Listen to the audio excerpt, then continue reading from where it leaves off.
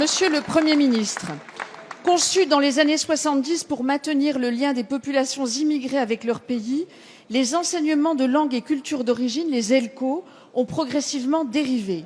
Ils sont aujourd'hui un outil de repli identitaire et parfois même, comme le dit le Haut Conseil de l'intégration, de véritables catéchismes islamiques. Au lieu de travailler à leur suppression, vous avez fait le choix de les introduire dans les programmes scolaires dès la rentrée prochaine, mais selon les mêmes modalités et avec les mêmes professeurs étrangers, donc cela ne résoudra rien. Ainsi, dans le même temps, vous introduisez officiellement l'étude de la langue arabe dans le programme national et vous réduisez par votre réforme du collège la place du français, celle des langues anciennes qui sont nos racines ou des langues européennes comme l'allemand qui prospéraient dans les classes bilingues. Donc cela, à coup sûr, divisera les Français.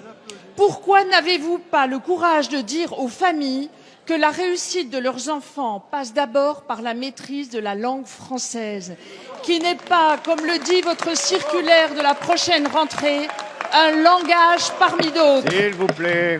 Toutes les langues ont une égale dignité, mais le sujet n'est pas là. Monsieur le Premier ministre, vous le savez, la politique suppose des choix et des priorités. L'urgence commande que notre culture, pour être mieux partagée, s'affirme avec son mode de vie, son histoire et sa langue. Ne croyez-vous pas que l'introduction des langues communautaires dans les programmes scolaires encouragera le communautarisme qui mine la cohésion nationale ? Madame la députée Annick Genevard, je vous dois des remerciements.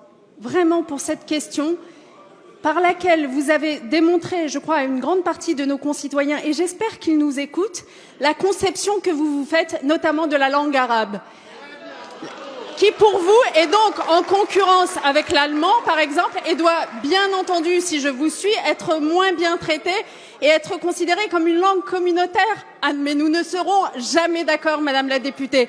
Moi, j'estime que dans notre pays, s'il y a bien une chose à faire, c'est diversifier les langues que les élèves apprennent à l'école, car toutes ces langues ont leur légitimité et leur intérêt. Et c'est la raison pour laquelle, dans la stratégie pour les langues vivantes que je développe à l'école, je fais en sorte qu'au-delà de l'anglais, nos élèves puissent avoir accès véritablement à de l'allemand, à de l'espagnol, à de l'italien, mais aussi à de l'arabe et à du chinois, et j'en suis fière. Mais j'en viens à votre question qui concerne les ELCO.